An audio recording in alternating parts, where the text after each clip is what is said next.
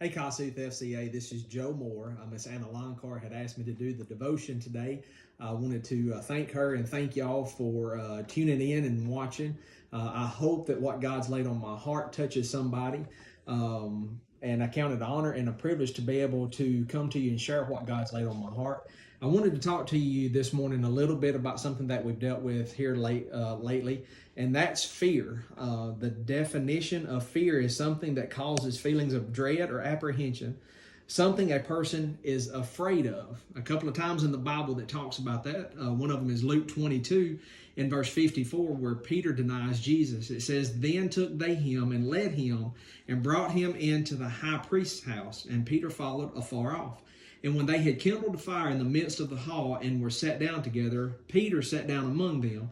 But a certain maid beheld him as he sat by the fire and earnestly looked upon him, and said, This man was also with him. And he denied him, saying, Woman, I know him not. And after a little while another saw him and said, Thou art also of them. And Peter said, Man, I am not.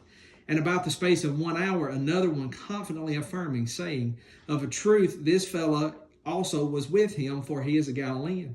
And Peter said, Man, I know not what thou sayest. And immediately while he yet spake, the cock crew. And the Lord turned and looked upon Peter, and Peter remembered the words of the Lord, how he had said unto him, Before the cock crow, thou shalt deny me thrice.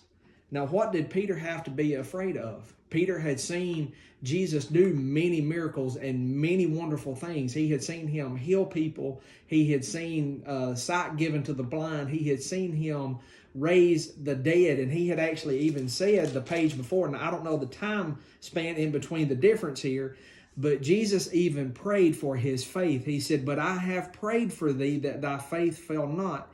And when thou art converted, strengthen thy brethren. And he said unto him, Lord, I am ready to go with thee both into prison and to death.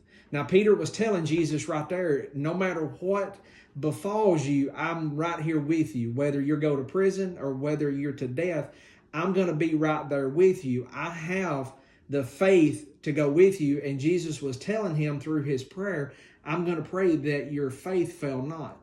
Even to the point where we're at now, Peter still had fear, not faith. Even if we look back to when the disciples got into the ship to go over to the other side, and Jesus got into the back of the boat because he was tired, and he fell asleep. And then the waves and the wind started tossing this boat, and the disciples again were afraid that they were going to die.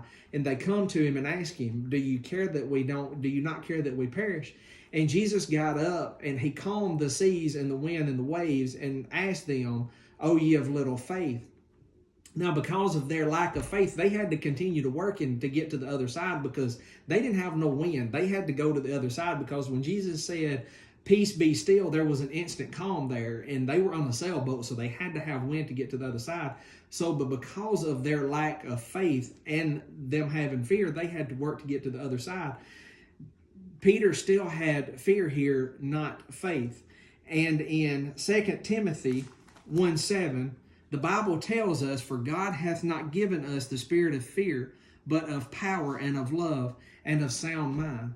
So if we're to have faith over fear, because fear and faith cannot dwell in the same household together, you're going to have one or the other. But what do we have to be fearful of? If Christ lives in us, and greater is he that is in us than he that is in the world, what do we have to be afraid of? So my challenge to you this week is live in the faith of Jesus Christ. Don't live in the fear of humans. Have faith in Jesus Christ. I want to thank y'all, and I hope that y'all get something out of this, and I hope and pray that y'all have a wonderful week. Thank you.